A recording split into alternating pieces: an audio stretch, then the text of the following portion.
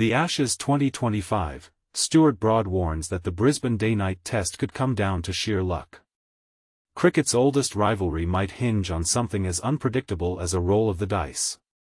Former England fast bowler Stuart Broad has described the upcoming pink ball clash in Brisbane as a lottery, suggesting that England's hopes of levelling the Ashes could rest on fortune as much as skill.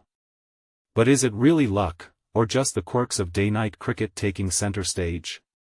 The second test, starting December 4 at the Gabba, will be played under both sunlight and floodlights. Unlike the traditional red ball, this one will feature the pink ball, designed for better visibility under lights but notorious for behaving unpredictably. The stage is already tense after Australia's commanding 8-wicket victory in the series opener. "We've played enough pink ball games to know they can go either way," said Broad on the For the Love of Cricket podcast. "You can have all your tactics lined up, but once that pink ball comes out, anything can happen. The best side usually wins over 5 days, but in these conditions, things get a lot more uncertain." England's record in Australian day-night tests doesn't help their case: 3 matches, 3 heavy defeats. A 120-run loss in Adelaide in 2017, followed by defeats by 275 and 146 runs in Adelaide and Hobart in 2021, underline just how brutal this format can be for visiting teams. Broad explained the challenge in blunt terms: under the Gabba lights, a new pink ball can tear through any lineup.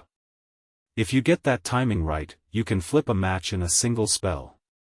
But bowl too early, in daylight, and it just doesn't swing or seem much.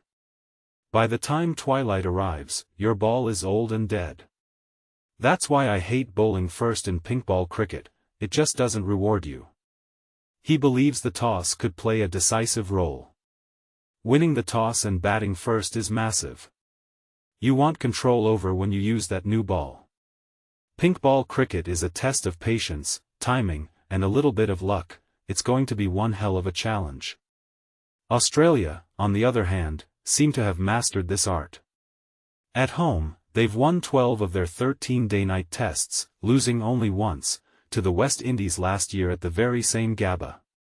Interestingly, teams have chosen to bat first in 11 of those games, with more than half going on to claim victory.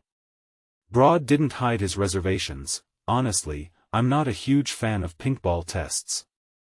It depends so heavily on conditions.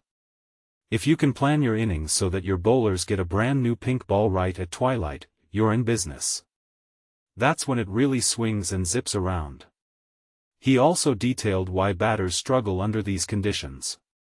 "The pink ball messes with your eyes. The seam is black against a pink background, which makes picking up the movement a nightmare. With the red ball, that white seam gives you a hint of what's coming, a left-armer's in-swinger or a scrambled seam. But under lights, the glare turns that pink ball into what looks like a glowing planet hurling toward you."